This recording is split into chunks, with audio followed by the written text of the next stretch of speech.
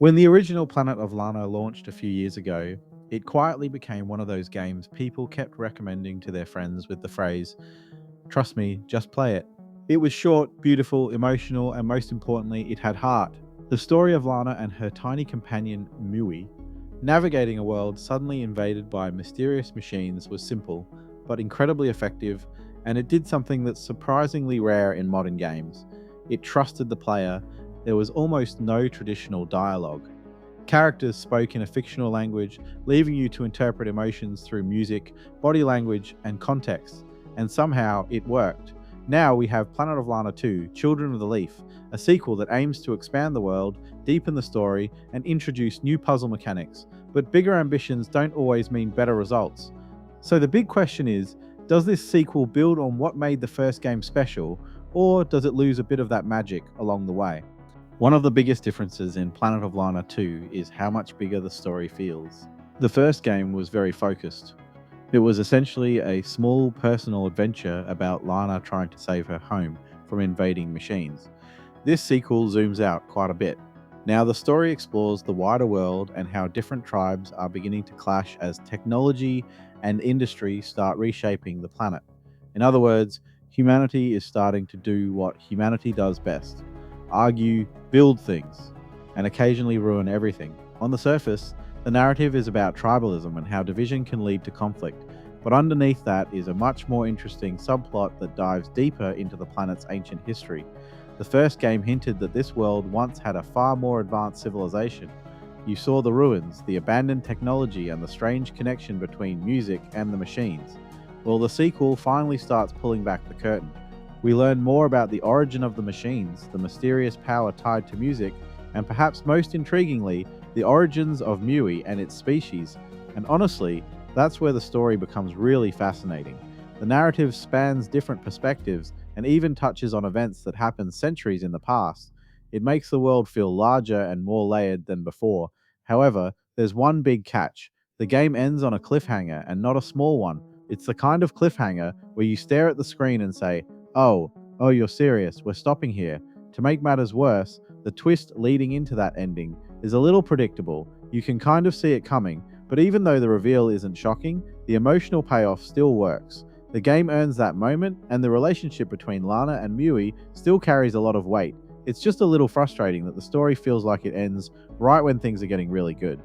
It's basically the video game equivalent of someone pausing a movie during the final act and saying, "Don't worry, the sequel will finish this." If you played the first game, the gameplay in Planet of Lana 2 will feel immediately familiar. This is still very much a cinematic puzzle platformer. Lana can run, climb, swim, and interact with objects in the environment. But she's not exactly an action hero. There's no combat system here. If Lana tried to fight the machines directly, it would last about 3 seconds. Instead, the gameplay focuses on stealth, environmental puzzles, and teamwork between Lana and Mui. And honestly, that formula still works really well. One subtle change this time around is Lana herself. She feels more confident, less hesitant. In the first game, she often came across as a frightened kid trying to survive an overwhelming situation. Now she's clearly more experienced. She's still vulnerable, but she feels more capable. Mui, meanwhile, continues to be the real MVP of the gameplay. The little creature returns with expanded abilities that open up new puzzle possibilities. One of the biggest additions is Mui's ability to possess certain creatures in the environment. Yes, your adorable fuzzy sidekick is now basically a tiny supernatural puppeteer.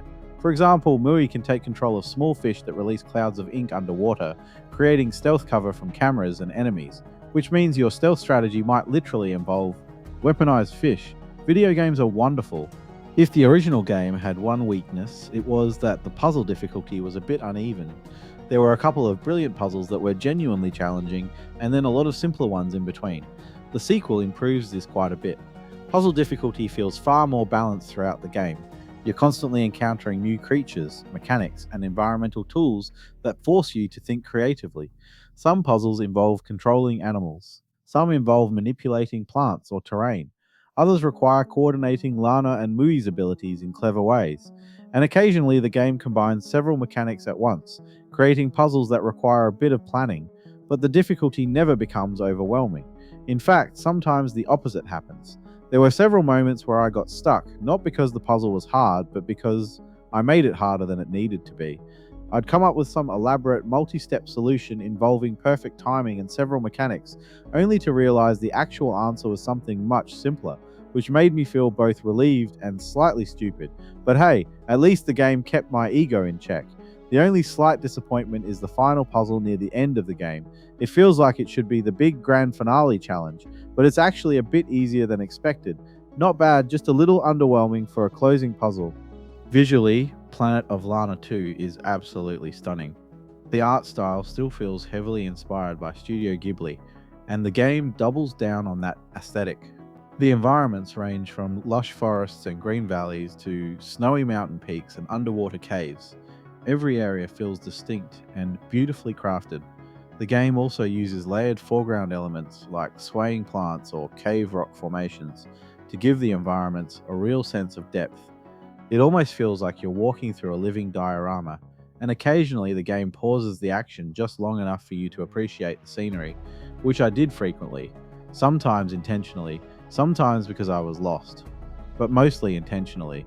The creature design is also fantastic. Some of the animals and spirits you encounter feel like they could walk straight out of a Ghibli movie. One particular creature, a sacred deer, looks like it wandered in from Princess Mononoke and decided to stay. If there's one thing that elevates the entire experience, it's the music. Composer Takeshi Furukawa returns with another incredible orchestral score. The soundtrack builds on the emotional themes from the first game and expands them into something bigger and more cinematic. During quiet moments, the music feels soft and reflective. During emotional scenes, the orchestra swells into these powerful melodies that really amplify the story's impact. And when danger appears, the music shifts into uneasy, discordant tones that create a constant sense of tension. It's the kind of soundtrack that quietly carries the emotional weight of the entire game. And I have a feeling it's going to be one of the most overlooked game soundtracks of the year, which is honestly a crime. The game runs about 6 hours long, which is only slightly longer than the original. Some players might wish it were longer, especially given how much the story expands, but the pacing is tight. The game rarely wastes time, and each new area introduces something visually or mechanically interesting.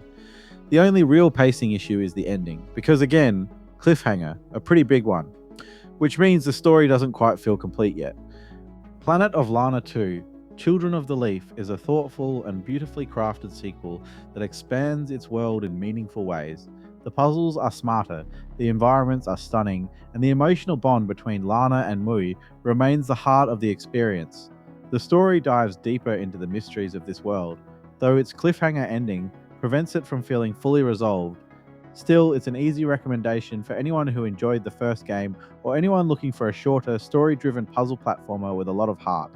And honestly, I'm now very curious to see where this series goes next. Planet of Lana 2, Children of the Leaf gets an 8 out of 10.